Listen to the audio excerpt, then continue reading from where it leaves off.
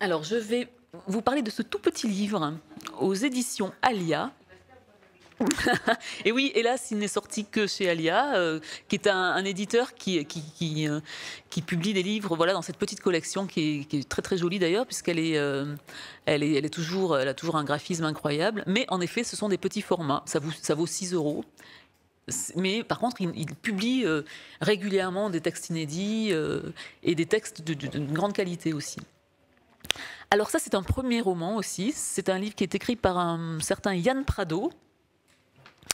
Et alors, ce Yann Prado, je crois qu'il est prof de maths au départ, enfin, il me semble. Mais enfin, il a écrit un livre qui s'appelle Algèbre, donc évidemment, il connaît un petit peu son sujet.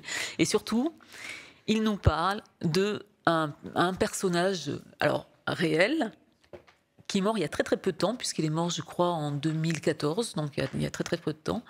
Il s'appelle Alexandre Grothendieck. Alors, je ne sais pas si vous connaissez Alexandre Grothendieck, parce que c'est quelqu'un, en fait, alors tout simplement un des peut-être des plus grands génies mathématiques du siècle.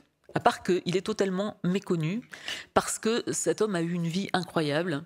En fait, il est mort en 2014 parce qu'il est en fait complètement méconnu, parce que depuis déjà 20 à 30 ans, il vivait complètement reclus dans un tout petit village des Pyrénées, à La Serre exactement. Et il était complètement isolé de toute la communauté, il ne connaissait plus personne, il avait perdu vraiment le lien avec tous les gens qu'il avait connus par le passé. Donc en fait, on l'avait pratiquement oublié, cet homme. Mais il se trouve que Grothendieck, voilà, c'est un homme qui a un peu révolutionné les mathématiques dans les années. Alors, il est né dans les années 20-28. Il était fils d'anarchistes. Son père était un anarchiste russe. Sa mère était une militante d'extrême gauche allemande. Et tous les deux étaient extrêmement actifs dans la lutte révolutionnaire. Donc ils ont vécu des grands moments. Ils ont vécu à Berlin. Après, donc ils ont fui l'Allemagne nazie. Ils sont allés en Espagne. Ils ont participé à la guerre d'Espagne. Ils ont fait plein de trucs. Mais ils étaient en même temps, ils ont été recherchés et arrêtés. Et quand ils sont arrivés en France, dans leur fuite, en fait, ils se sont retrouvés dans un camp. Alors, enfin, surtout le père qui lui est parti directement à Auschwitz. Et en lui terminé. Et puis la mère, elle, qui n'était pas juive, a été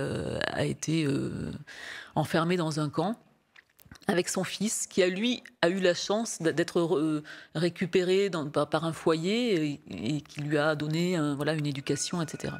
Donc en fait, il a manqué beaucoup d'amour, parce que ses parents étaient vachement plus intéressés par la lutte révolutionnaire que par leur fils. Donc lui, il a vécu un petit peu seul comme il a pu.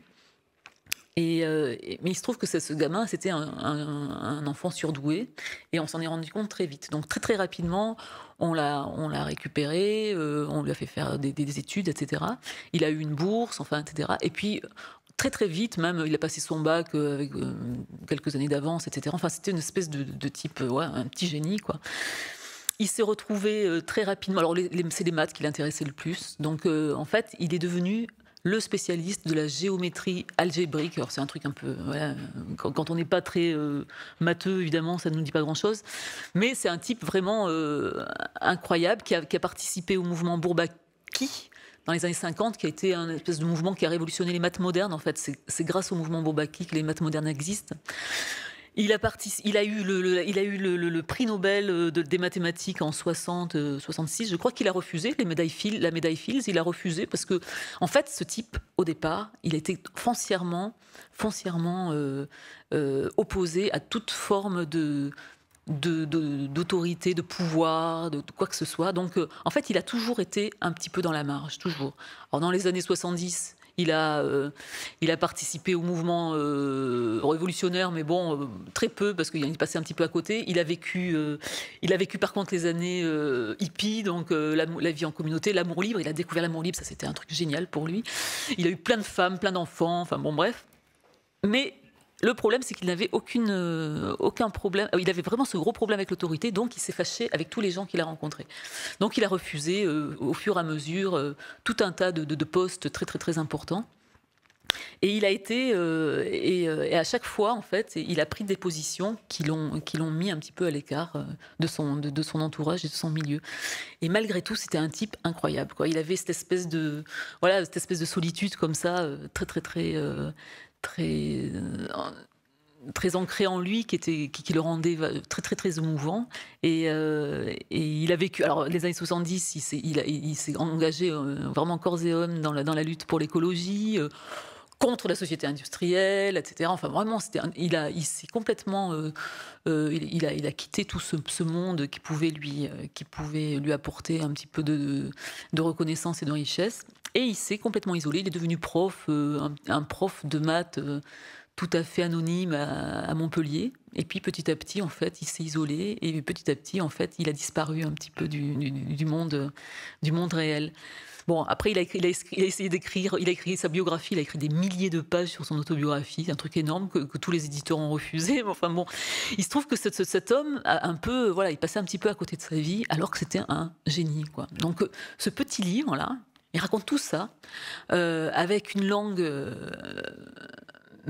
Alors, même quand on ne connaît pas les maths, même quand on s'en fiche, on est passionné par le bonhomme. Parce que le bonhomme, c'est un vrai personnage de roman. D'abord, il est vachement attachant. C'est un homme, voilà, terriblement humain. Voilà, il est plus qu'un personnage de roman. Et il est raconté de manière très maligne par ce Yann Prado, qui en a fait vraiment un personnage littéraire et pas du tout un personnage scientifique. Voilà. C'est un objet non identifié, mais c'est vraiment passionnant.